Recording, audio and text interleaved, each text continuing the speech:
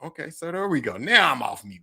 Hey, so what's up, everybody? Welcome to the Dope Ass Dude podcast. So you guys already know how we roll. If you're not subscribed to the YouTube channel, if you don't mind subscribing to the YouTube channel right now, and while you're there, go ahead and click on like so that this video can be shared with others just like yourself. And then also click on notifications so you can be notified each and every time a new episode is uploaded to the channel. And then if you're not following me on TikTok and Instagram, go ahead and follow me on both platforms. On both platforms, you can find me at the Dope Ass Dude podcast. That's on both Instagram and TikTok. And if you're on the go and you don't get a chance to check it out on Mondays, you can always check the podcast out on Apple Podcasts, YouTube Music, Spotify, and iHeartRadio. And you are watching, you can always watch it live on Mondays on LinkedIn, X, YouTube, and Facebook.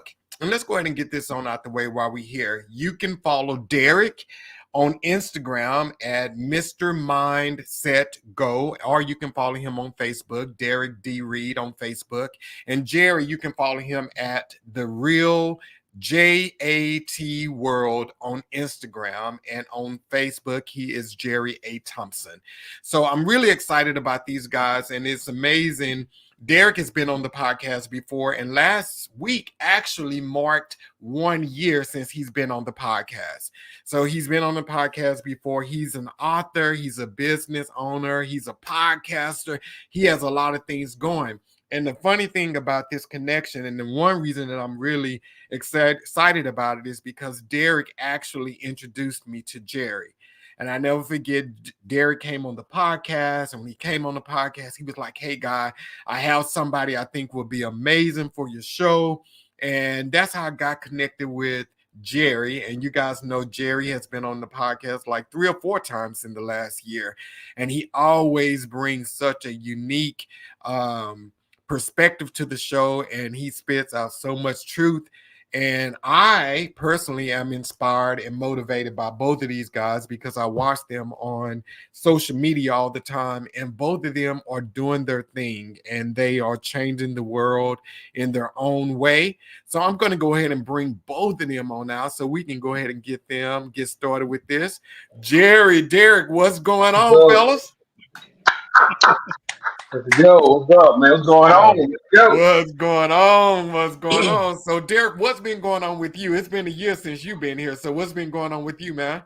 You know what? A lot been going on, and I'm gonna say this: when 2024 hit, I said to myself that I got a new outlook on life. You know what I mean? I want to give everything I got and use everything I have. And what I mean by that is the talents I have, connections I have, the relationships I have. I'm going to use everything I got and use everything I have. And the reason why I have to, because life is short. We're here for a good time, not a long time. That's how I look at it now. You know what I mean?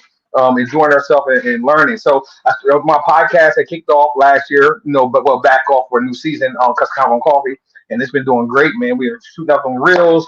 As far as on the business life and my personal life, been running my companies. You know what I mean? My companies actually been running themselves, so which is great. And since then, I probably retired from being a barber. Did I retire? Was I retired then? No, you were still going. So you retired? So I retired as a barber. A lot of people don't know I retired last year. I hung my clippers up. Hence why I do Custom Coffee, because I hung the clippers up, left them at the child, but I brought the conversations with me, and I just thought the conversations are all wholesome. So, I hung the clippers up, man. I haven't been cutting over a year now. I own a barbershop. I own it, but I don't work there no more. I just thought I'd done it enough. I've been cutting hair over 30 years, so I just thought I'd done it enough. Yeah, What's up, Jared? What are you doing now to fill your time? Other than your business, I know you said they're running themselves. So what are you doing now to fill your time? You know what it feels like? I'm doing a lot of consulting on business because people know that I run several companies. And what I mean by running, I'm not really hands on with at least 3. At least I'm not hands on at least 3 of them, maybe. Us 4 companies, so I maybe I'm hands on with 2. I would say that. But I'm doing pretty much running myself. I got a good team of managers and people that run the companies for me. One's is construction, one's transportation, barbershop, a gym. Those type of things. So pretty much they run by themselves, but the ones I do have hands on, I kind of enjoy it. I'm gonna be honest with you. So I kind of enjoy it. So yeah. That's what's up, man. That's what's up. And you just got back in town from Florida. You was down there with your family. I saw your video. So how was your trip? It was good. It was always good down there. My daughter lives in Florida, and Sunshine State. I go down there and turn up for them. You know what I mean? Enjoy it. They love when I come in town, and I love to see them. They grown. They on their own. I show up. It's turn up. It's crazy because they lived down there for over a couple, look like 2 years now. So they be like, Dad, you know more spots than us. I'm doing homework in Florida. Plus I'll be everywhere. I go down to Florida, take them out to different spots, and I just flew in about an hour ago. But I wanted to make sure I make it on the East Coast. You stay on the East Coast and make it for your time, which is CST CP time, right? What is it? CST. CST, yeah, Central Standard Time, yeah. But man, I knew you was gonna be here. Me and Jerry had talked about it, and I was like, yeah, that brother's gonna show up. So yeah, Oh, I'm I'm showing happy up. you here, brother. I'm Yeah, if happy I you. tell you I'm coming, I'm coming. I'm known for that job. Yeah, if they say if I say I'm coming, he's coming. People That's know what that. that's what's up. Yeah, So facts. Jerry, what's going Yeah. on with you, man? Yo, man, it's just been extremely busy. One of the I would say one of my foundational things is I still hold this, executive role with the world's largest mobility company. Yes, So yeah. that's keeping me busy. Just getting through our budget season and all that, and we had a phenomenal year and just building my staff and really just enjoying a lot of things I'm doing with my people. Like we do a lot to build our people, seeing a lot of them grow in their careers, get promoted, go to big positions, start making much more money. So I figure, that's one of my responsibilities is to leave those breadcrumbs and to help people be better. And so it's been super busy enjoying that. And as you know, we had some whispers about that. Some of my real estate has been going sideways on me, so I'm having to attend to that. And actually sat down 2 weeks ago and went through the outline. So I'm starting to work on Principles of the Live Free Lifestyle Volume 2. And I have about 65 topics to choose from to get about 23 for the next book. And so starting to pull the team back together and just getting myself in that space. I really haven't even done as much online. Posting and stuff has been just kind of going in the woodshed and getting my thoughts together. This book is going to be a bit more, it'll be as transparent as the other, but this is going to be a bit more provocative. We're going to dig deeper on some issues. So people who don't have the appetite, keep reading volume 1. If you want to get down to the nitty gritty, get your hands on volume 2. I'm gonna be talking about people's mamas and everything. It's gonna be crazy. No, I'm just kidding. You ain't talking about nobody's mama. So when are you looking But to it's release? time. It's time. Yeah, I agree. It's time. And so I'm kind of like Derrick in that regard. If I put my mind to it, so what's this? Mid-August. If I wanted to, I could be done. I could be done before November. Facts. And have it be as good as book as the first one. And that's been really rewarding, Derrick. I know you know this, just from people that have read the book and haven't just read it, that they've adopted it, right? Like they're into it. And when I talk to people, they still talk about their favorite chapters and their favorite quotes. And so I'm getting that from that and the golf book, right? And so I'm hearing a lot from people about how much the golf book has helped them. And that was although I'm wearing, go ahead, huh? That was first. The golf book was first. The golf book was first. And then you took the new book, and they said, well, I want to read something else that they got. That's what happened. Yeah. So in the last year, I released 4 books in the last year. And then, although I'm wearing the Live Free gear tonight, somehow there's just like this resurgence of my Golf for Life apparel. So I'm just working on getting the right people in place, because I'm like, I need to be like Derrick and have that run without me, because I just have so many other responsibilities. I don't want to have to be running back and forth shipping. And but it's started coming out of the woodwork. I'm looking at my Cash App is going like this from people asking for the gear. So I'm like, get the people what they want. So, matter of fact, hold up, John. Hold up. Where is it? I'm gonna switch. I'm gonna do a wardrobe change. I'm gonna switch to a Golf for Life hat in a minute. I'm gonna wear all my brands tonight. There you go. You switch up. Good stuff. Good stuff. This dude here makes me so sick, man. We hang out. So this is magic. We hang out when he come in town. Or I'm in town. We hang out. He's a genius. Yo, I would say that, hey, when we get together, the conversations that we're able to have, and people take this the way they want to, it would be worth people spending money just to sit at the same table. Yes. Whatever you put down in cash, you walk away with 5 times that in value, just from just that organic conversation between 2 people who are determined to leave here empty. a very serious thing. Yeah. I agree. I totally agree. Always So, wholesome. Always a good conversation. Yep. so how do you guys balance everything? Because both of y'all have like a lot: family, business, your own personal selves. So how do y'all balance all of that and still smile and all of this other kind of stuff? So, Derek, we'll start with you. How do you find balance? You know what? That's actually a great question. And all I can tell you is that most successful people are very good at time management. About using, and in my book, it's funny. No, shameless pun. You know what I mean? No, you know what I mean. So, um, it's like in my book, I had time currency. I believe it's the second chapter in my book. Time currency, time money, and time is money. Money is time. Again, a lot of successful people have mastered how to use time. I balance it by, and I'm going to use the word balance and not juggle because sometimes you get a point where you feel like you're juggling. You know what I mean? And you don't want to be there. You want to get to the point where you're balancing. So what I do is anything that I invest my um, time in or money in, I'm looking for a good return. So with me, I balance it out by balancing time. I don't waste a lot of time, John. That's one thing I don't waste because I use it as money. You know what I mean? I'm going to spend my time here because it's valuable to me or I'm going to get a return from it. And I make sure that, you know what I mean, all the time. I don't do a lot of video games and all that stuff to each his own because a lot of people make millions from video games. Well, if you're investing that time in to playing video games, I don't look at it as you playing games. It could be serious if you get a good return. You know what I mean? So with me, in a nutshell, time management. That's how I balance it. Time, managing my time well because I respect it so much.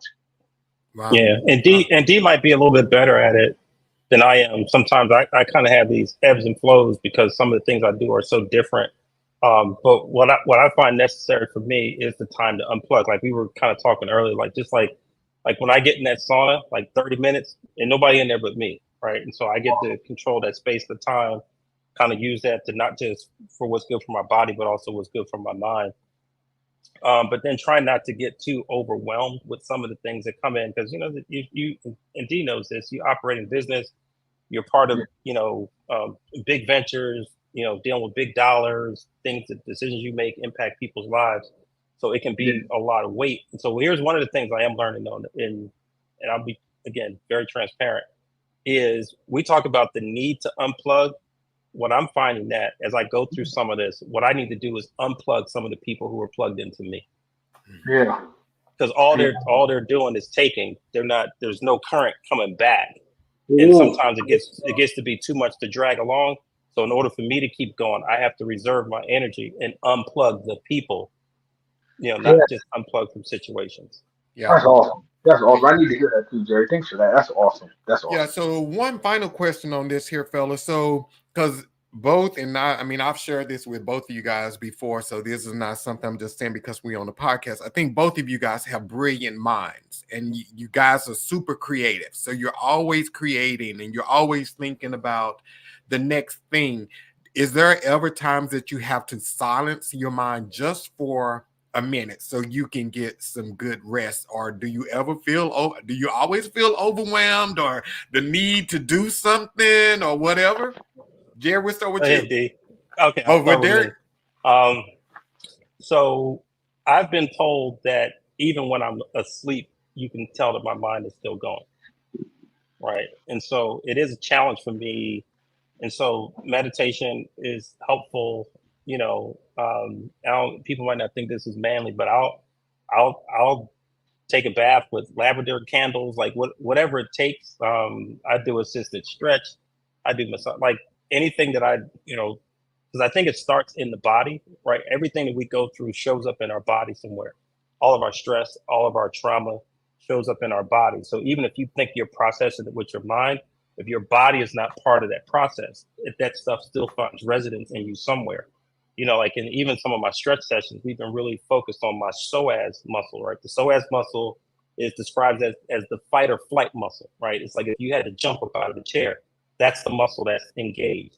Well, it's also believed that your stress and your trauma can locate itself in that part of the area of your body. So in that groin area, right, in your lower abdomen, that's why people have so many issues there with circulation and other things.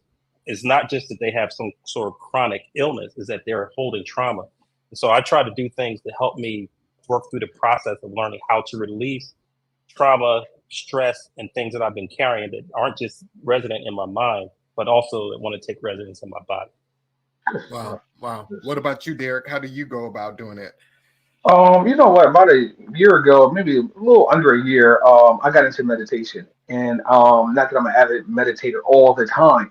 I started reading a book by a guy named Dr. Joe Dispenza. If you guys ever heard of him? He's one of them mental health type of guys, and he deals with a lot of meditation stuff like that. His book is called "Breaking the Habit of Being Yourself," and it's so dope. It's a really good book, and he touches on meditation and all that. But it's called "Breaking the Habit of Being Yourself." One of the best books I've probably read. Um, and he Wow. gets into meditation. And then he has another follow up with that book about meditation. Meditation helps me out a lot. I didn't know the power of it because I thought meditation would be driving to work and with the radio off, it's going to be silent and silent my mind and do a lot of thinking. But there's an art into meditation. There's something powerful about meditation once you know how to do it. And I'm going to be honest, the first couple of days or two, or maybe a week or two, you're actually learning how to meditate. I didn't know how. I thought it was just being quiet and riding to work and with no radio on. You know what I mean? Pretty much. So I got into meditation and I've seen the power in it. And it's everything starts from inside out. That's how I feel, from the inside out. So you work with the inside and then it starts showing on the outside. And I know that getting into meditation will help me more so get into my mind, help me understand who I am, who I want to be, and all those things.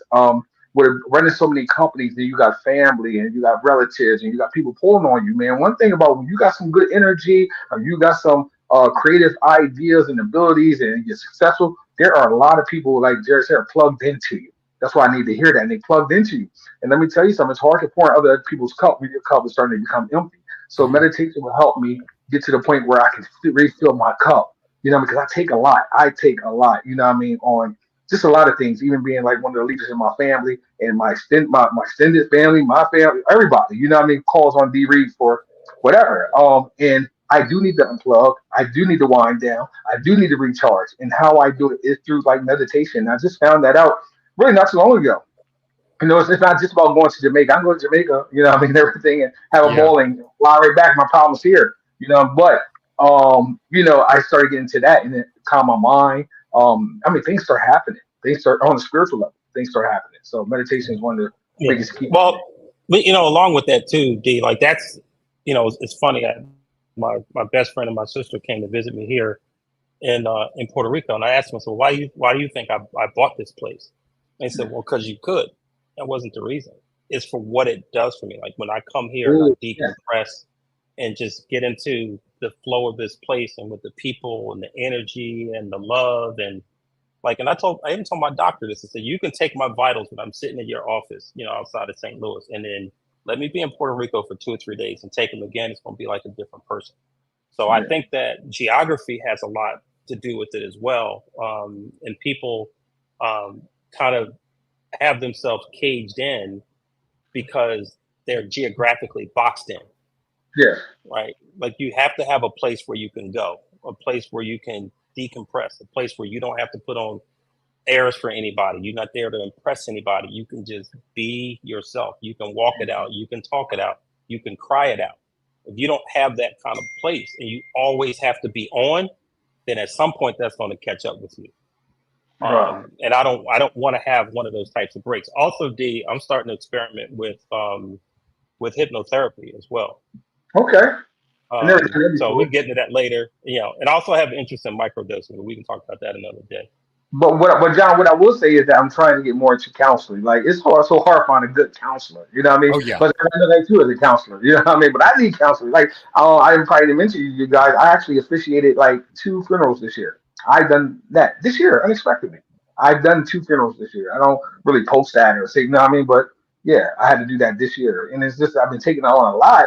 And meditation have been there for me, but I do want to go to the next level. I'm not saying it's more important, but I need that level of counseling. You know what I mean? A good counselor. Always looking for that. So yeah, because you guys have like the heavy plate. Both of you have a lot on your plate. So it's like I think counseling. I think I'm an advocate for counseling. So people want to say, well, crazy people go to counseling. No, people who don't go to counseling, I'm crazy, John, but I'm crazy. I fit there too. I'm a little crazy. I just don't want to get crazier. I'm trying to contain my. We both got a little piece of crazy. And you know what? And it's funny though, from that standpoint, some of the things that would be quote unquote wrong. Don't fix that stuff, because that's my go engine. That's what keeps me going. Right. That's why I'm able, if I got a little bit of OCD, leave it alone.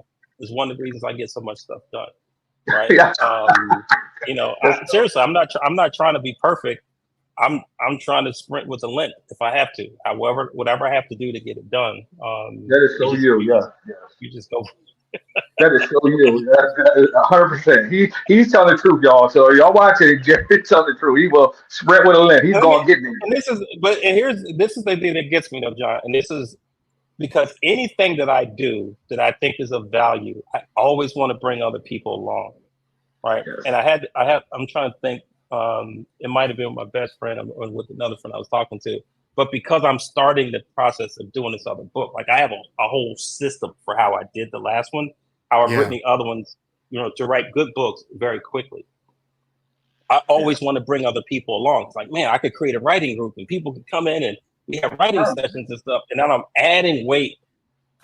We're not doing that. I'm just going to write. But that's my heart is naturally to always want to leave breadcrumbs, always to want to bring other people along. And some of it's not about making money. It's just like, I know other people are faced with this challenge. I think I have found a way to make this easier. Come on with me and let's do this. But I don't know. I may have to have them sit out this one.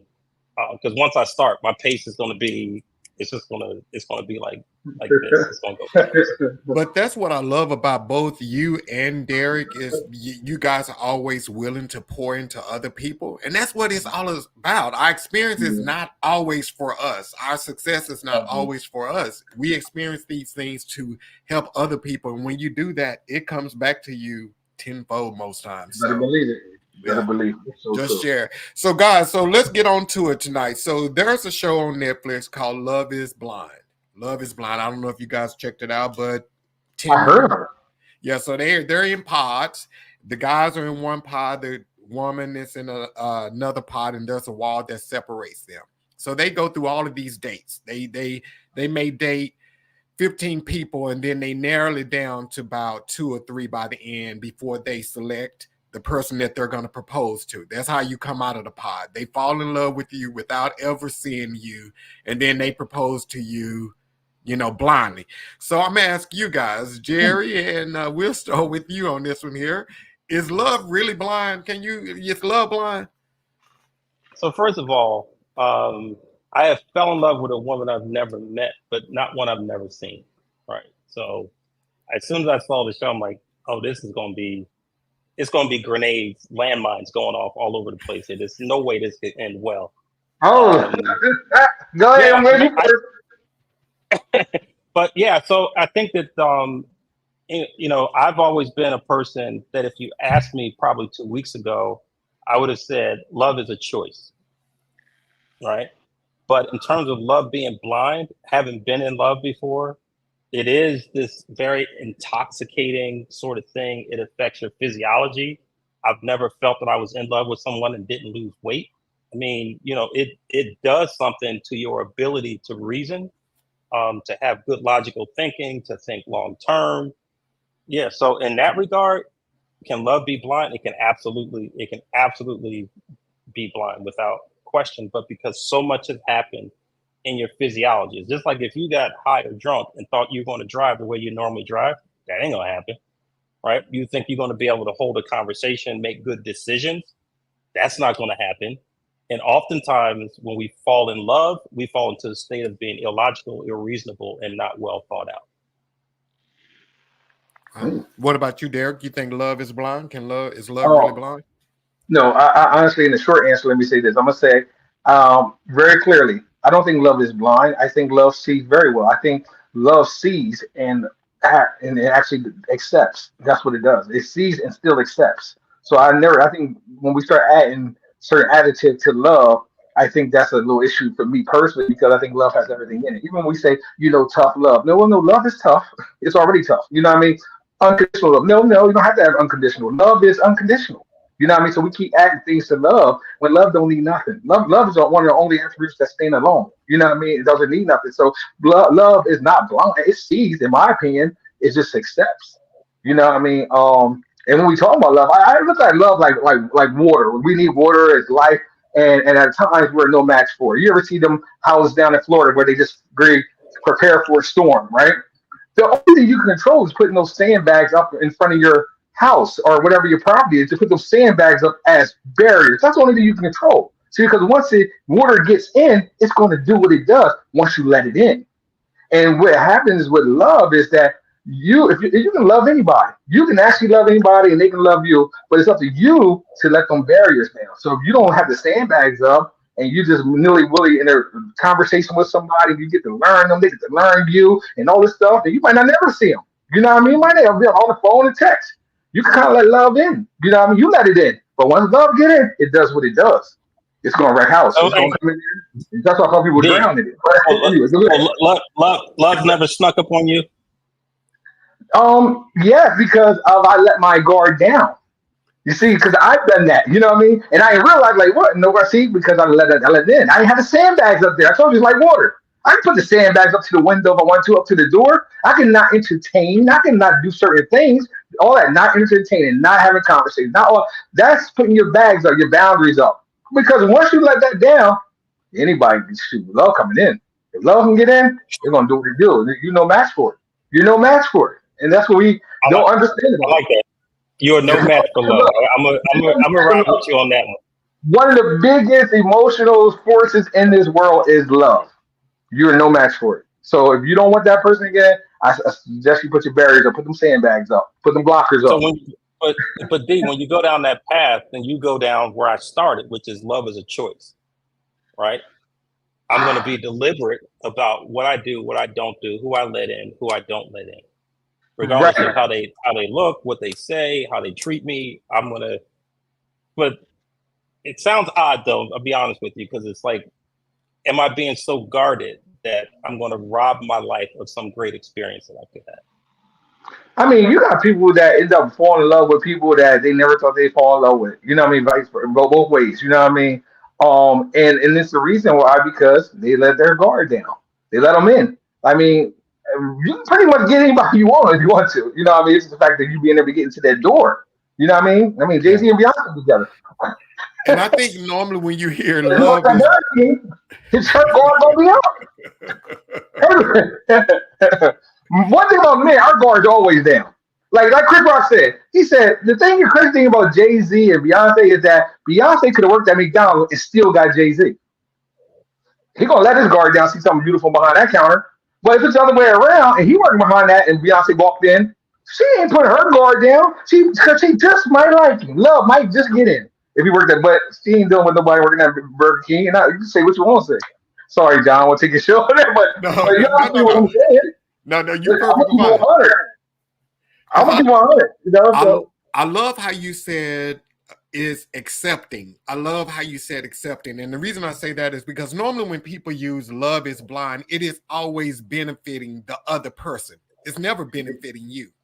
Because like if you see someone that maybe is not as attractive as you would like, they would say, well, you need to look past that. That may be the person that you can fall in love with. Or when you look at someone that's been in a relationship and maybe their partner is doing some crazy stuff, we'll say, love caused me to accept or overlook their behavior. When we hear love is blind, it's always accepting something that truly don't benefit us. What do you guys think about that? Well, I mean, part of love is about sacrifice, right? It opens us up to want to give and to share.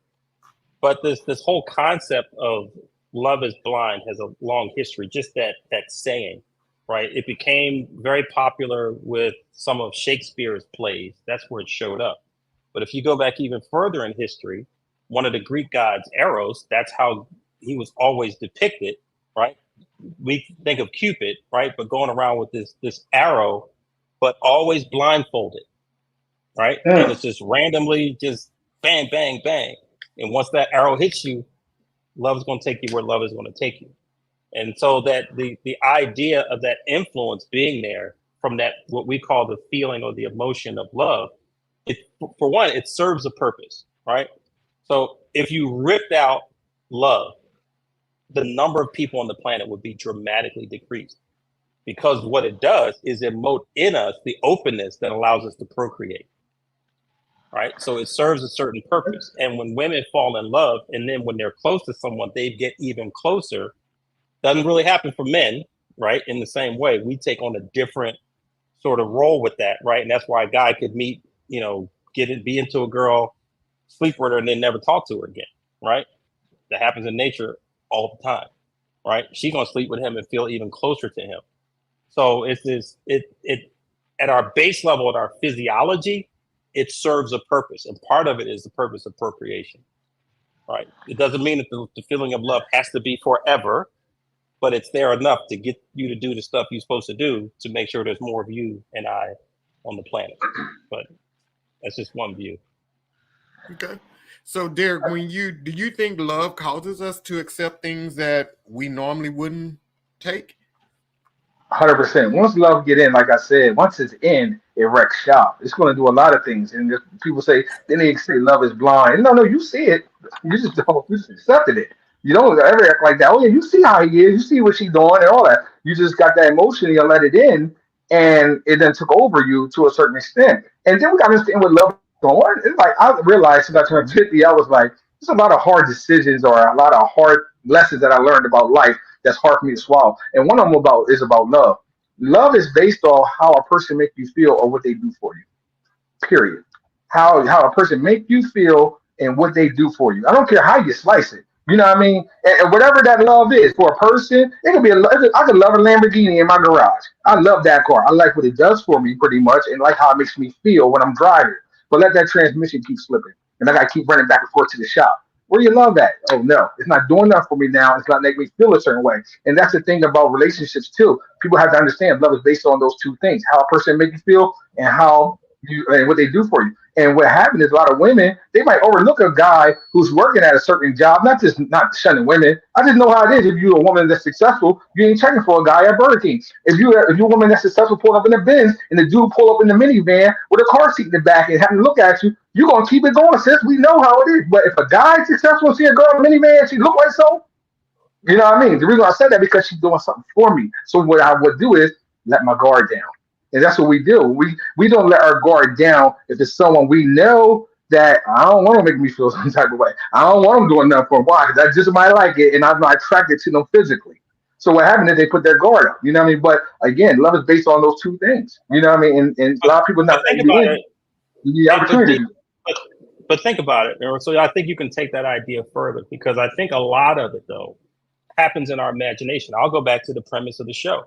You got two people in a room. There's glass in between. They have never, ever seen each other. And by the time this guy says, will you marry me? They all emotional and crying. But that's because something is activated in your imagination. So it's not what they do, but what you imagine, right? Because we start to pre-play the future of what this person is, what they could or would do. Just like a guy or a woman can look at a guy and imagine what it would be like to be intimate with them. By the time you're with someone physically, it's already happened in your mind, right? And so I think that it gets activated in our imaginations. That's how you can have somebody who will stalk someone that they've never had a conversation with, believing that they're in a relationship. They're living a fantasy in their minds. That person ain't done a thing. They haven't said a word. They wouldn't know you if they saw you in a lineup.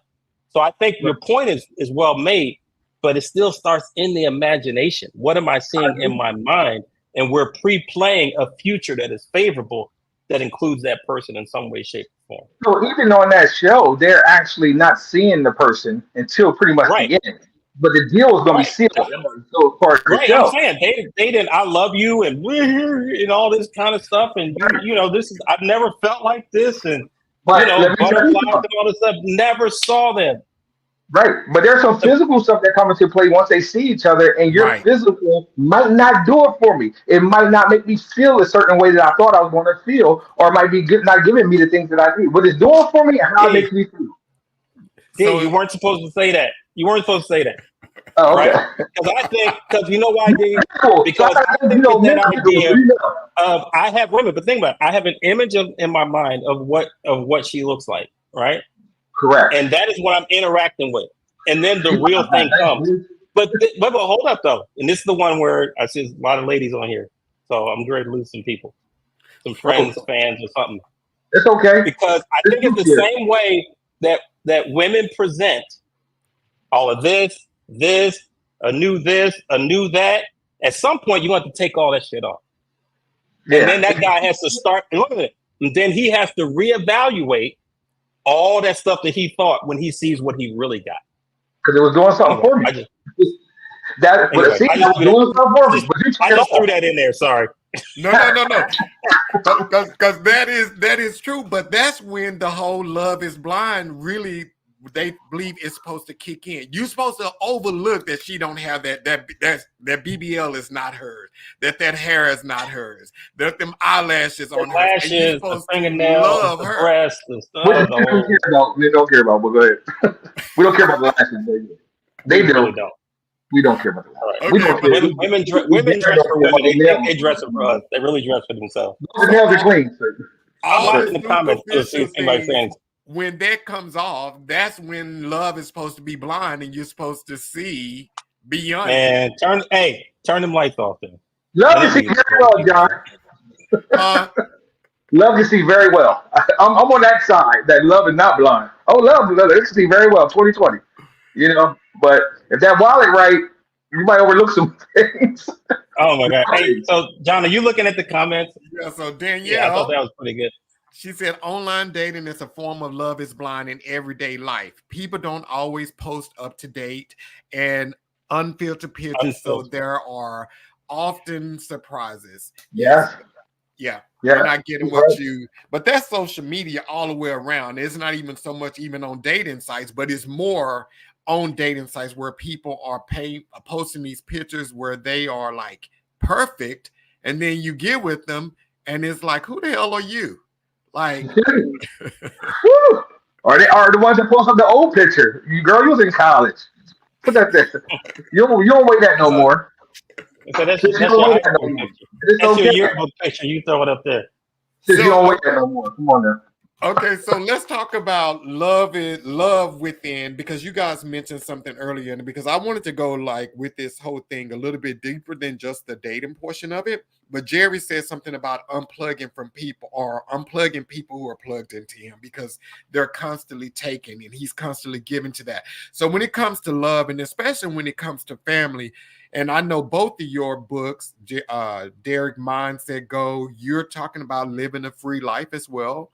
Changing your mindset. Jerry, he's to live free. How do people come out of relationships or situations with family that they love and that they're allowing love to overlook this person constantly mistreating them, constantly taking from them, constantly bringing toxicity into their life? How do people deal with that? And Derrick, we'll start with you on that.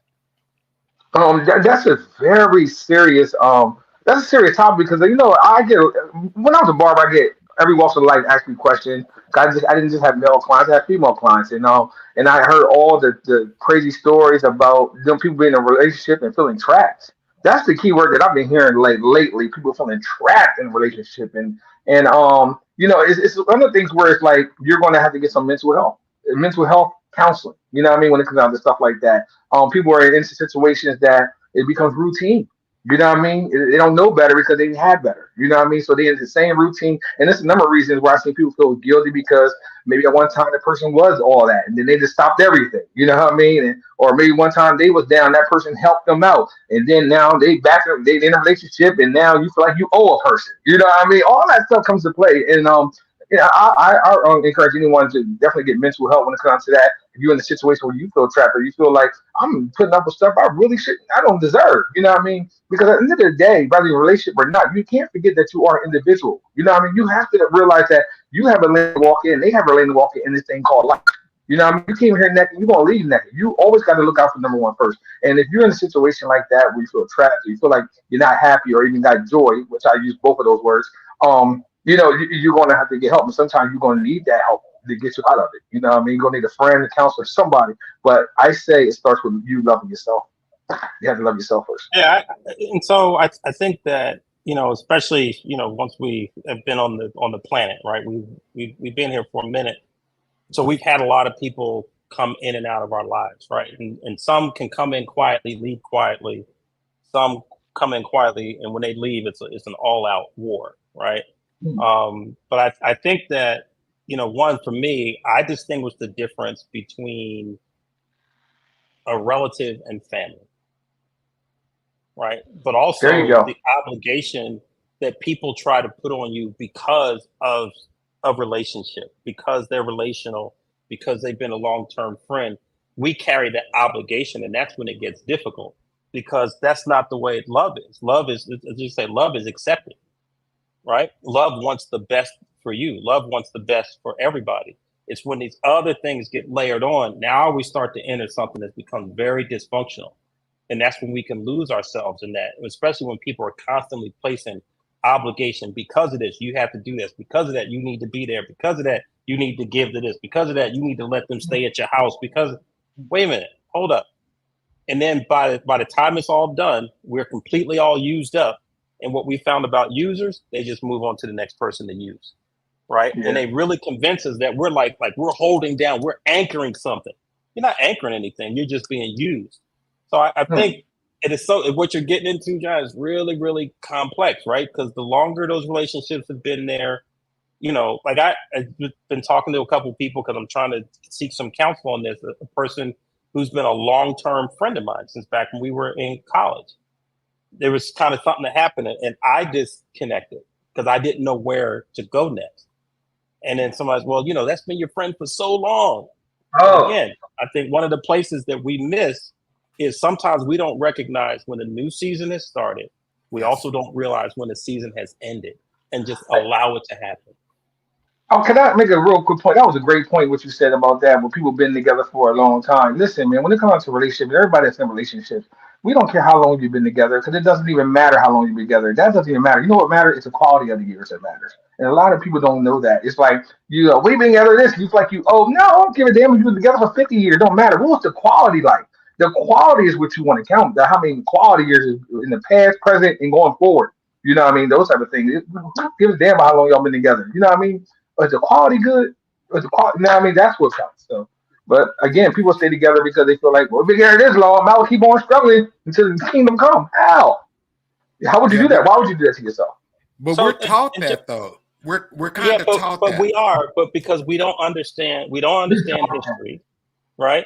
And so, and it's funny because we talk about the concept of these friendships, right? What we call a lifelong friendship. A lifelong friendship now could be 50, 60 years, right? A lifelong friendship. There's people that could be married for 40, 50, 60 years.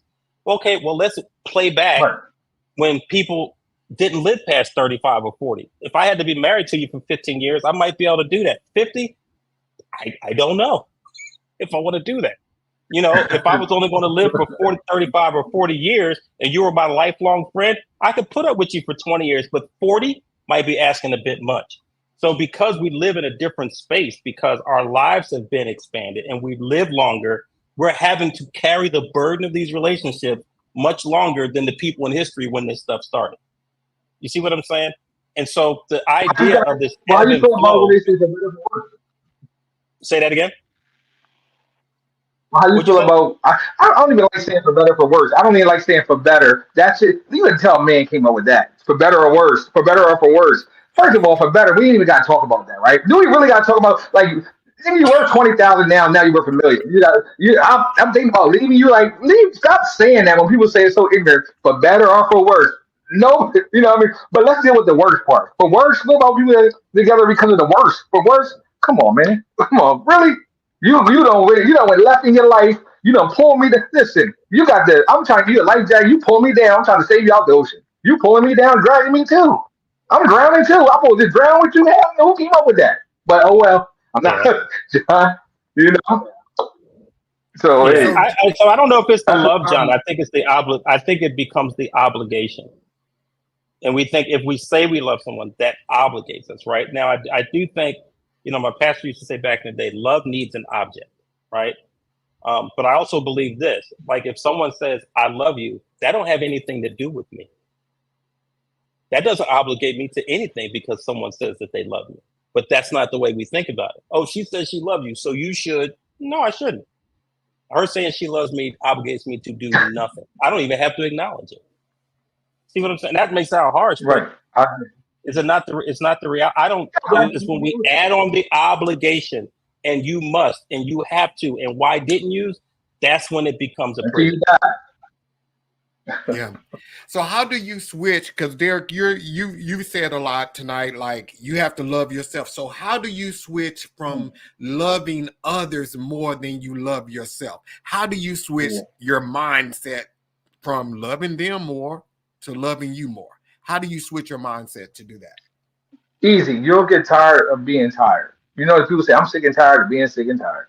You know what I mean? And you're going to, you're going to have to come to yourself. It's done in prayer. It's done in meditation and some type of counseling and help. And you got to love yourself and know that you deserve better. Number one, you're going to want better. You know what I mean? You're like, nah, I can't keep going around this same track. You know what I mean? I'm practicing insanity. I'm doing the same thing and getting the same outcome, or I'm not even getting that. You know what I mean? Could be getting worse than that. So you're going to have to look in the mirror and you're going to have to love yourself. You're going to have want better for yourself. You got to know what your gifts are, your talents are, and your purpose in this life. And you're going to have to really hone to that. You know what I mean? Which is going to bring fulfillment. And you're gonna have to block everybody out. I like what Jerry said. Everybody that's saying relatives ain't family. You know, everybody's family ain't a relative. You know what I mean? And you gotta understand that people that are family are the ones that's loyal to you. I mean, blood just makes us related. You know what I mean? Rather it's whatever it is, a relationship as far as family members. But yeah, you're gonna have to love yourself, and it's gonna start with you silently looking in the mirror and saying, I want better. I want better for myself. I don't want to live the rest of my life how I started my life and how I'm living my life right now. I want my ending better than my beginning and my middle, and I want to be more successful in doing that in all aspects. So you're going to have to get to that point. And I would add to that, the other is just stop asking permission. Stop waiting for permission. Ooh, good stuff. Right. For people to tell you it's okay for you to be you. It's okay for you to put yourself first. Like I said, if you're on an airplane, they always tell you, hey, if the oxygen mask on, they don't care if it's an old lady, 90 years old to your left and a newborn baby to your right. Put your mask on first, right? And we haven't understood that if we're not good, nobody's going to be good, right? And some of us hold that type of responsibility where we know, like D, he's the franchise player. If he go down the system, it's over. Yeah. See what I'm saying? But if he's waiting for permission from other people to say, hey, you need to do this from a self-care perspective. Have you thought about meditation? Have you thought about this? Have you thought about what you're doing with it? The people who are used to getting from us are usually not going to turn back around and tell us how to take care of us. So if we're waiting for that to say that we're good enough, that you're worth it, that you're needed, and I think it's just required maintenance. Just like you said, Dave, you got that Lamborghini sitting out there. I don't know why people buy a brand new car. Think because you bought it brand new, it's always going to be brand new. It still needs good gas, good oil, good tires, regular maintenance. And we want to be the Lamborghini, but we don't want to do the maintenance. That's when we have that's when you know we have a self-love problem. Good point. Right? But no one's going to come back and tell you to do that. Rarely, unless they love you, right? Like I'd be as much like John, if it was you, D, if it was you, and I saw him struggling because I care about this man, because I love him, I'm going to say to him, but not because I'm trying to get something from him. I think it's a more pure form of love that we can have amongst one another. I don't need him back up on his feet so he can give me another $50. I want this man to go on and live his best life, to be who he can be. So every now we get those people who will put a rocket on our back and help us. But for the most part, people are so consumed in their self agenda that they're not going to be the ones to give you permission to love you.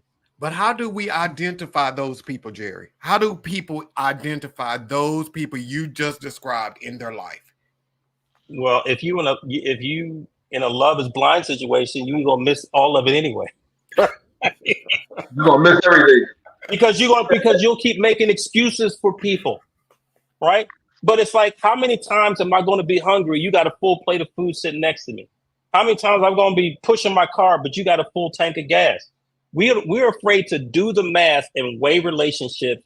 And this is what I say. I jokingly say this to my wife in terms from a marriage perspective. But this whole married for life thing is ridiculous to me. How about we re-up every 5 years? How about you do a real assessment and a real evaluation and decide whether or not we need to keep doing this for another cycle? I wrote stuff down like that. Trust when I tell you. I think it should be like a lease. You got a 3 year, Right. 5 year, 2 years. And when the girls get Both done of y'all gonna be in trouble with it, like, tonight. girl, what did they give I'm you? gonna be in. I'm not I'm gonna be going in no to the trouble. mall. I will be in zero trouble. What I'm saying to you right now is nothing I've never said out loud over the last 20 years. I don't become a different person because I'm sitting here on this camera. But we won't do the math. And this is when people are locked into something that is not serving them, all I ask them to do is do the math, evaluate it. Is this delivering to you what it said it was supposed to deliver? Are you getting from it what you look? If we left out of McDonald's and they didn't give us our fries, we're going right back around there and get them fries. But we'll let people keep cheating us through our whole life and we will never challenge them on it. Ooh. That's a self-love problem. You already know the people who are willing to take advantage of you. You already know the people who have. And if you give them the opportunity, they would do it again. I put it's in my first book. There are no mysteries. It's just about what you are willing to face and accept and deal with. That's it. There's no big mysteries. There's no riddles. You don't need God to reveal it to you. It's right in front of your face. Yeah. Do you want to see it or not? I tell people all the time, loving others blinds you to bullshit. Loving yourself opens your eyes to bullshit. Once you switch that up from them to them, because even with blindfolds, you can see a little light up under there. If you have a blindfold, you can see. So a lot of times we do see, I hear, both men and women say, well, they did this here, they did this here, and I didn't know it. Yeah, you knew they were that person. You blocked it out, or you overlooked it, or you compensated for it. And then now it's at a point that you're not willing to take it anymore, and you're exposing it. But it's always been there. They've been that person the entire time. But good stuff. Yeah. And one of the things that, and you asked the question, how do they know if that person? Now let me say this too. For relationships and stuff like that, we're not saying don't ride or die with somebody. We know when someone that's really trying to fight and try to make it in this world, and we know that life may have to throw them a curveball and all that. Even in that, still not an excuse to keep going on the wrong way. You know what I mean? If you know how to ride or die with somebody, like this person is really trying to make it. Well, I'm talking about the one that's keep making promises and never deliver. I'm talking about the procrastinator. I'm talking about them to keep saying stuff and doing nothing ever changing and stuff like that. I'm talking about those type of people to watch out for. And one of the reasons how you can notice if a person is like that, John, when you ask the question to Jerry, is that they're more focused on you than themselves. When they focus on everything you're doing and how you doing and how you moving and what you doing and this and that, then they not focused on what they supposed to be doing and the stuff they need to do for their life. That's a red flag. That's a red flag. You can't go nowhere. So you whatever you trying to do, which you know what I mean? No, you just focus on yourself. Get yourself together. Right. That type of stuff. Yeah. If you want try this on for size, right? For you guys, for the people in the chat, tell me this. If you're in a close-knit, loving relationship with somebody, and they have never had to say the words, I'm sorry to you in the last year, I question the integrity of that relationship. They ain't never done nothing. Yeah, they break didn't that down. They didn't break a promise. They weren't late. They did not pay a bill. They didn't do something. You're in a quote unquote loving, committed relationship with somebody, right? And it could even be your friend. But you or them have never had to say, I'm sorry in the last year. Both of y'all liars. I'm telling you right now, my best friend is on here. I think I had to apologize to her in the last couple weeks. Jerry, I'm always going to say something out of I'm always going to say something out of pocket, right? I have to do it with my kids. But who are you in a close, committed relationship with, and they've not had to say, I'm sorry to you, I apologize, it was my fault, or you have not had to say, I'm sorry, I apologize, it was my fault, I'll do better. Nobody? Yeah. Liars. Right. So why do you think there would be a need? I mean, go deeper into that. Why do you think there would be a need for people to apologize for it? Because you're accountable. You care about how you impact other people. All of us have blind spots, right? Now, sometimes you can get caught. You ever see a semi-truck? He got a sign that said, if you can't see my mirrors, I can't see you, right? We have blind spots. So in all the stuff that I do, I'm all over the place. How am I not going to miss something from time to time, right? I try to be on top of every bill and every letter, every piece of mail. Okay, I'm moving between, 2 different states and a different country. I mean, come on. You're not going to miss nothing ever? You're gonna be on time for every dinner. The clothes always gonna get washed. You're always gonna turn out the lights. You're always gonna make sure the lawn get cut. Come on, all the time. Never do everything right. Right. And if you're with a person then that they want to hold you accountable, like D said, and that they can't be held accountable, you already know you're in a dysfunctional situation. Oh snap! Don't ask me no questions about that. Then I'm good. No, then let's go into that. Somebody said, what you talking about? Is it women on the feed? They gonna listen. Somebody asked me, "Yo, man, what's the key to marriage?" So, D, never hold your wife accountable. It's real simple to me. You want to be happy married? Never hold her accountable, fellas. You go. That's it. That's the quickest way. Never hold your wife accountable, and guess what? Happy wife, happy life, and all that stuff fall right into that. You good? You good? Dude, like I would arm wrestle you over there. Ain't no way. Hey, that's it. But I give you a real answer. We probably near the end of this show about relationship and what I think one of the keys is. Okay, we'll do that. Yeah, let's go for it. Come on now with it, Derrick. Okay, so I got y'all the more truth said and jokes. I got that out the way. You know what I mean? But on the real tip, love. We talking about love, right? I think the longevity and the healthy marriage, you almost got to be in a sense of competition of who can love each other the most. That's how I feel. Let's be in competition of who can love each other most, who can be more attentive to each other, who can know what a person needs even when they don't know they need it. Those type of things. So I think we got to try to outlove each other. You got to try to outlove each other and remember to do that each day. How can I outlove her? How can I do this? Or how can I do that? And she don't even see it coming. Those type of things. And that might be a book, D. That might be a book. Oh, we'll talk when we get offline. Then we'll talk. I love to hear you give me the how you feel about it. So I think it's very interesting, but it's taking a position of selflessness, right? It's being observant. It is, demonstrating thoughtfulness, right? Like it kind of cracks me up that you can go through an entire cycle with somebody, and we get to the things that people care about, like birthdays and all that, and anniversaries and all that stuff. And people are the worst gift givers on the planet because you're not paying attention. You don't care. If this person has never mentioned it, they don't have a tendency for any damn thing. I don't care if they sat and watch, every episode of Game of Thrones. Buy them a T-shirt at least you recognize. I recognize what you like to do. That is a good. Right? Be attentive. You can do something. You can do something if you're paying attention and you're not self-absorbed. Man will once it becomes this other stuff. Go ahead. Say it again. A man will pick an attentive woman over a bad bitch any day.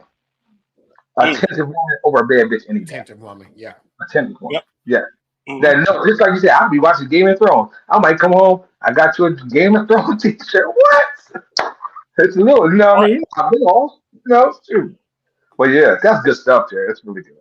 Good stuff. Okay, so fellas, so with like love is blind. So let's talk about what Derrick kind of hit on too. Like when, of course, and you broke it down really good, Jerry, when you said they're in the pods and it's the fantasy that they get into, because once they propose, they go and live with each other for 6 to 8 weeks or something like that, and then they get married. And then that's when they see how each other live and all of this other kind of stuff. So are there any, I'm going to ask you guys this here about your marriages. Are you blind to anything in your marriage, or do you overlook things in your marriage? I just went up Ray Charles. Right. You better see and not see. I just went up Ray Charles. You know what I mean? And marriage is a good place, but you have, I think at some point, and all of us kind of have a similar background, right? So part of love is supposed to be long suffering. Right? But it's also, but D said it first, it's also accepting, right? Accepting. You squeeze the toothpaste from the middle, I roll it up from the bottom, right? You want the toilet paper coming from the top, I want it to come from under. At some point, you just got to concede. Because otherwise, this is what I learned, because I can be very, as binary as I am creative, as analytical as I am strategic. So there's a part of me that's like, I need order in a certain way, right? My mind just like I can't function well. That's me. But what I've learned to do over time is some stuff we're not even gonna put this on the board, all right? Especially it's been a year, 3 years, 5 years, 10 years. That's not somebody who just forgot. That's a person who made a choice. Right? Hear me, ladies. 1 year, 3 year, 5 year, 10 years. That Negro did not forget. He's made a choice to not do it or to do it his way or whatever. And then you get to make a choice of what you can or cannot, will or will not deal with. Done. The math for me is real simple. But what I had to do was take stuff off the board and realize that the people in my household, it's not just my wife, the people in my household are not me. They think differently. They behave differently. Some stuff you just gotta, for the sake of the sake, just let it. Because every rule that I put in place was another rule that I had to police. I don't want to be the police. I want to live my life. I'm going to give you your choices, but you're going to own your consequence. The math is real simple in my house. So, okay, so you don't have an applause meter. I think that would have been a good place for one, John. You got to work on sound effects. I'm just See, there you go, right there. There you go. So, okay, so Jerry, so let's talk about that a little bit. So you said that some things don't go on the board. Some things don't go on the board. And it's pretty much making an assessment like, is this even worth dealing with? So are some things like people put to the side and they say, well, I'm not going to address that. I'm not going to address that. But it's really a problem. How do you know what stuff to address and what stuff to just say it's not worth it? Because there's 8 billion people on the planet, right? How are you going to, I mean, seriously? It's too much. If there's so many variables. And so because we live in this self-centered, very entitled society, everyone wants every little thing to be exactly the way that they want it, or it's not good enough. I'm not happy. He or she don't respect me. Get over yourself. That's a whole different human being that came out of a completely different factory than the one you came out of. Otherwise, you'd be married to your brother or sister, right? They came off a different assembly line. They were influenced by different people. They have different norms, different habits, different thoughts, different behaviors. What you're trying to do is figure out, here's what you want. This is the way you do everything. This is how they do everything. What you want is to have some overlap. As long as we have some overlap, we have a reason to exist together. That's with family, friends, husbands, wives, boyfriends. As long as we have this place, because in that intersection, then we never run out of things to talk about. We never run out of ways to support each other. We never run out of ways to be there for each other. But when it becomes this, then the math, again, is very simple. There's no reason for this to exist. Deal with the overlap, not all this other stuff. Value the things that are working and stop focusing so much on the things that are not, especially if they're idiosyncratic. Now, if someone is emptying out the bank account and we overdrawn every month, now we're talking about we're talking about somebody who is sabotaging the situation. They become a threat to this. They're making it this. That's different. But we're talking about the normal idiosyncrasies and habits of human beings and individuals. Calm down, right? But if you're shooting a hole in the bottom of the boat, now I'm going to have to take more drastic action. That's different. That's different, right? Yeah. If a guy's going upside your head, right? Or she's going upside your head, or she's, doing things that she's not supposed to do with the money, or being mean to then now we got a different set of issues to deal with. And then I think to Derrick's point that he started from very early on, you may not be able to solve all your problems with the two of you alone. That's true. You may have to get some counseling. You may have to get someone involved to help you out. Yeah. So, Derrick, how do you, same question, what advice do you give to someone to let this slide? It's not that big of a deal. What to address or what to let slide? How do you do that in your marriage? I'm a little older now, which is, there's a whole lot of older dummies out there too, but I'm one of them old wise. I'm old as the wise owl plus the golden cow. And I'm telling you, I have learned that you got to learn how to pick your battles, because some of those little battles can cost you the war. And I am so concerned about winning the war that I don't got time for the little battles. You know what I mean? And let me tell you something. This is a big up to the men, because the men are really good with this. And what I mean by that is all men care about is the touchdown. We don't care about who tried to face masters, kick us in the nuts on the way to the goal line. We just want to see the ref hold his hands up, look at the scoreboard, and we winning. Women are kind of like the opposite of us. They have to know how to win even when they're winning. They have to learn how to win even when they're winning. Case in point, you can be in the goal line with. We ain't got no problems. We ain't worried about no battles. The boy got their hands up. We scored. Look at the scoreboard, babe. We up 10 points. She gonna say, yeah, but they try to hit me in the nuts and try to pull the face mask when I got hit. Why are we bringing that up?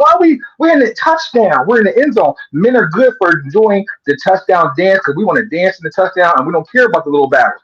And a lot of times, and I'm not knocking women, they could tend to go back and grab something from the pair, grab something, and we winning now.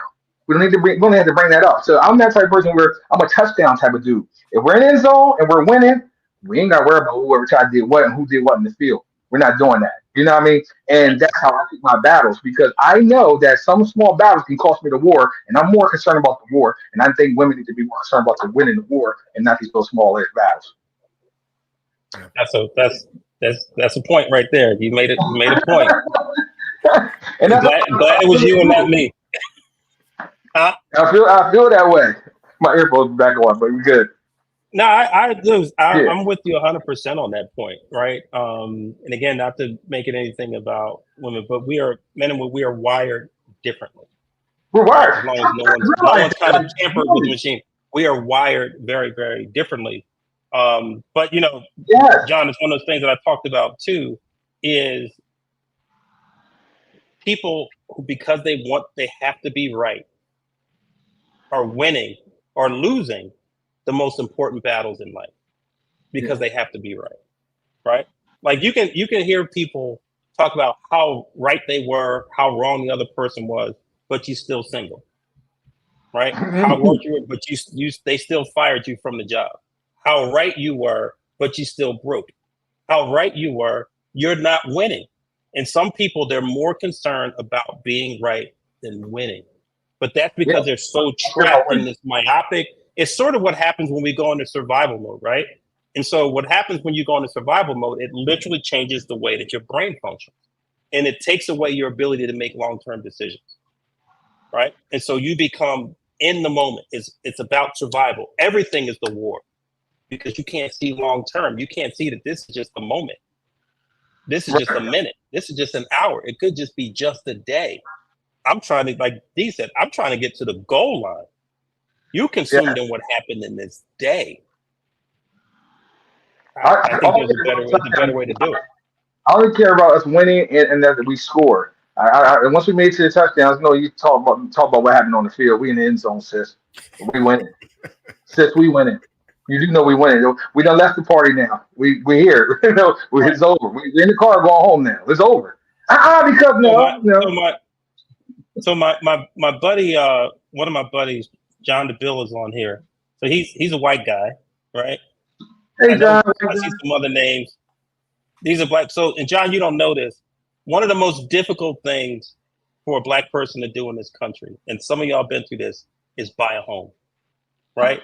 You could do an entire reality show on the drama that black people go through at the closing table, right? You don't have this. You need this paper. You want just the leading up to it. It's just like this maze and this thing. And I'm saying that as an illustration, D, to what you're saying. At the end of the day, we went through some nonsense. I'm leaving with the keys. That's the ultimate goal, to leave with the keys. You see what I'm saying? And we don't I know a bunch of y'all here can tell stories about what you went through. They go, I bought a lot of real estate, and every one of mine could be its own TV show, right? If I a couple more properties, I'm just going to write a book about it. But it always seems to be some drama when it comes to us. But people get caught up in the moment, mad, blah, blah, blah, blah, cussing and fuss. You're there to leave with the keys. Bottom line. Right? I bought properties from people who didn't realize that Jerry Thompson was going to be a black guy when he showed up. Right? They assumed Jerry and his 800 credit score and all this, down payment money and stuff had to be white. I've seen people completely flip the script. Right? Got mad when I did the final walkthrough and blah, blah, blah. Hey, you'd be mad till your behind catch fire. You can walk away. I came here to walk away with the keys. That's right. That's the mindset that we have to have. Touchdown. Yeah. So, okay, fellas, I mean, we pretty good time here, but so what words would you give? And Derrick, we'll start with you. Like, So what? And I'm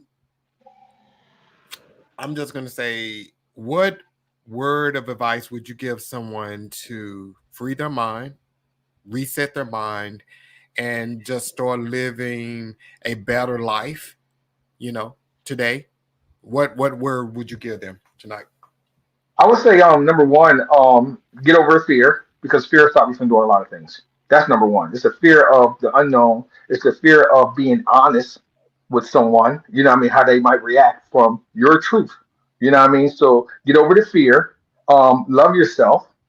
Start taking care of yourself. Start meditating, and then start taking action to move forward with you being more productive to your life. Again, I said again, fear. Get over the number one fear and love yourself. I have to put those two there because those two things that can stop you. You're not loving yourself and you having fear of being real with someone, being real with yourself, you know what I mean? And being your true authentic self and who you are. Sometimes people feel like another person can't take it. Well, oh well, this is who I am and I'm open book, this is who I am. You know what I mean? And then you'll find peace in that, you know. So yeah, that's what I Yeah. was saying. And do you think some people are afraid of loving themselves? Do you think that's want to get into the core of who they are and like really loving them for who they are? They Do you think are. some people are afraid of loving themselves? Yeah, I honestly do. I think people are afraid to love themselves for a number of reasons, and I think some of it is again a fear of the reaction from other people around them, where they may think they may look selfish. But guess what? In this life, you're going to have to be selfish sometimes. And if it comes down to you loving yourself over everybody else, in my book, I say you got to come with a fee, and I don't mean a cost. I mean fuck everybody else. FEA. That's what I'm telling you. And you're gonna have to get like that. And I'm telling you, people gonna look at you like you acting new. Are they selfish? That's all they care. No, no, no. I'm just loving myself because I came here by myself and I got to leave by myself. And if I don't love myself, who is? Nice. So, Jerry, I'm gonna ask you this here. So, how can someone live free of the obligations of love? Ah, ooh, I was just gonna go with what Derek said, and then I was down there laughing at Key because she said I sound white. I thought that was True. hilarious. Where are those comments at? How come I Um, didn't see the comments? Because you didn't, I don't know, you on your phone or something? I don't know what you on. I'm on the I can see computer. it. Just Johnson, click. you'll be on that It's over computer. there. It's on the right side. Anyway, Okay, I'll see I it. think it's a loaded question. Um, because I don't know if some people even know what it means to love themselves. And if you've grown up in dysfunction, then abnormal is your normal, right? Um, Again, I got this concept I've been working on called green skies and blue skies, but it's about where we get our essential facts from. So if at a point where you've been the most impressionable in your life, which is when you're a child, and the people who were responsible for you that took care of you um, put bad programming in you, then that wrong still is your right. You don't know any better. But because I believe in what I call the beacon of betterment, I think it's when people put themselves in the space to just be open to the next thing, even if it's different, even if it's scary, even if it's strange. And in terms of people being able to love themselves, this is how you can do. This is a very uncomfortable thing for some people to do, but it's super simple. At any point, like first thing in the morning, look in the mirror and look yourself in the eye and say, I love you 5 times. Just look yourself in the eye. And what that's going to do is going to reveal a truth to you, right? Because if it doesn't feel warm and accepting and real, there's a dissonance that's going to be there. There's a discomfort that's going to be there. And that's when you know, I got to go even harder. So the next day, I'm going to show up and I'm going to keep looking myself in the eye and say, I love you. If you want to really put some spice on it, I love you and you're worth it. That's it. That alone can transform you because it gets you in touch. Like your eye, you'll be able to see into your own soul, right? You'll be able to see into your own soul and inform yourself of who and what you are. I dare you to do it for a week. Awesome. Yeah, that is like that's yeah, really hard. Affirmations and telling your speaking that stuff to yourself, especially when you've been told you're unlovable, you're not worthy, you're not good. When you have to look at yourself in the face, in the mirror, in the eye, and you tell yourself, "I love you," and yeah, that's I love that. That's true. But be careful there. It's not an affirmation, right?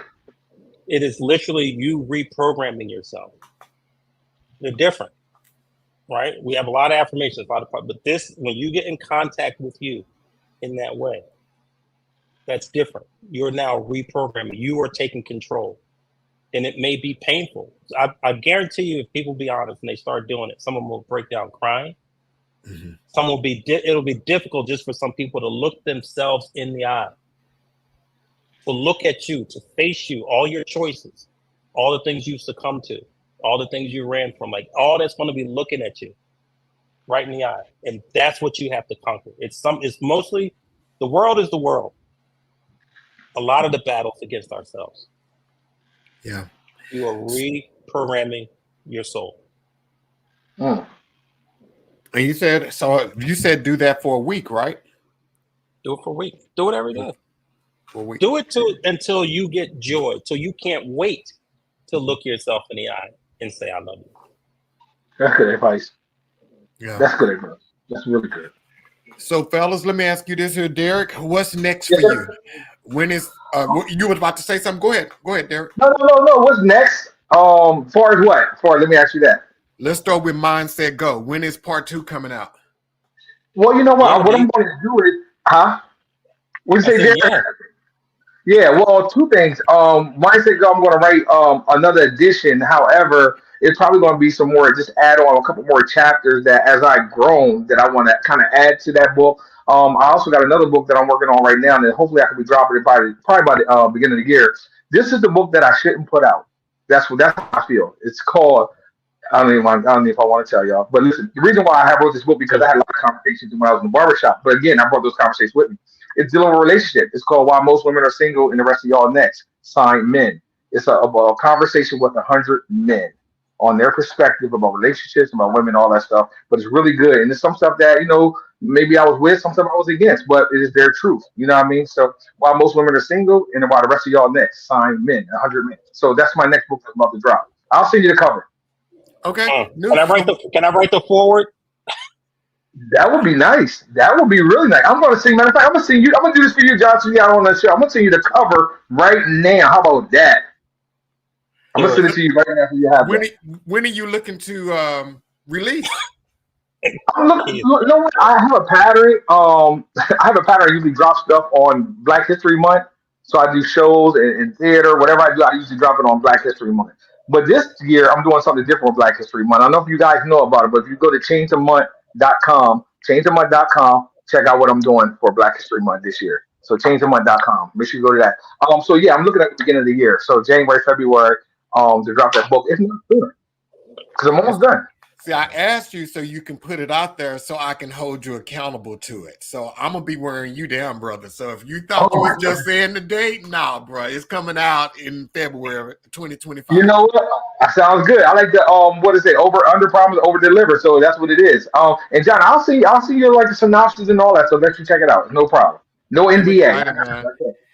Because guys, if you don't have Mindset Go get it. It's an amazing book. I got it on Audible. You can listen to it while you're working, and Impairs narrates it himself, so you feel his passion when you're listening to it. So it's amazing. So go get it. Thank you so much. Yes, sir. Appreciate it. So Jerry, what's up with you? What's next for you, other than book 5 coming up? Right. Yeah. That's the main thing is Principles of the Live Free Lifestyle, Volume 2. Unlike D, my controversial book is going to have to wait, which is because it's back and forth on whether or not to write Volume 2 or to write the leadership book. But the leadership book is it's a lot in there, and then but the one I think will come after both of those will be called Permission to Speak Freely, and that's when I'm really going to expose a lot of things about my my journey as an executive, you know, kind of coming up the ranks and the things that I've experienced. You know, but it is to get this writing done. That's a big one for me, is to get that started and then get it off my plate. So it's time. Nice. And Derrick, when does your podcast air? Oh, thank you for saying that. We air every Monday morning at 9 a.m. So we just dropped one. Cuts Combo Coffee is on YouTube. Make sure you guys subscribe. And if you're 1,000 subscribers, we give away $1,000. So you might want to jump on there right now and become a subscriber or whatever you want to do. But it's on YouTube. Cuts Combo Coffee. Your host Top Shelf D Reed every Monday morning 9 a.m. And I'm gonna tell you guys now, Derrick's podcast is on a whole nother level. So, like, I wouldn't say that. yes, sir. Yes, sir. His podcast is on a whole nother level. He has his own studio and all of that applause Jerry was saying I need on mine. Derrick got it on his. He's like the real deal. So, like, you should make a show, John. Ours is like a hybrid. It's like a podcast and a show. You know what I mean? That was our idea. You know what I mean? So, shout out to my producer, amazing, Tim Fontaine. My God. Nice. I'm bringing back Pivot Play. I'm thinking about, because I got to do it in pieces. There's just too much going on. I got to bring it back in pieces. So I'm thinking about doing another 10 episodes of Pivot Play, but really deep diving the first book, right? Really hearing my perspective on some of it. So we really could do an episode for every chapter, but I think I want to go through some of my favorites just to put some more content out there while I'm writing, because it'll keep me in the flow. Like I said, we have right now 65 topics to choose from. And when are you thinking about starting back up the Pivot platform? It'd probably be sometime next month. I mean, for me, they're easy to do. They're conversational. So, and I have all the content, right? So, you know, and then we'll probably we have not talked about, there's a book about this thick, about the Live Free journey. And it's it's more of a journal style book. That goes through things that are based on the principles, but it's a way you can get the principle or the quote for the day, and then you have a place to be able to journal in the book. And there's a year's worth of space in there to do that. It's a big book. It's a big book. We didn't realize it'd be that thick when we produced it. So, but that's another one that's out there. But that's where it is now. And then get my real estate stuff where it needs to be. Decide if I'm about to move. Yeah, I got a bunch of stuff I'm thinking about. And guys, definitely go out and get Jerry's volume 1 of his book. I read that book as well, and it is phenomenal. Yeah, it is like both Derrick's and Jerry books. When you read them, you feel full because they pour into you, and you can tell it's coming from good spaces and spaces that they've walked in those shoes before. So they're just not giving you this random information and this random advice. I'm telling you, both books changed my life for real. And I love reading stuff like that to keep me going. So go check both of them out. And until next Monday, guys, we will see you 7 p.m. Jerry, Derrick, thank y'all for coming on, my brothers. Thank you, everybody bro. else. Thank you. Always. Thank you. Always. Peace out, everybody. Peace.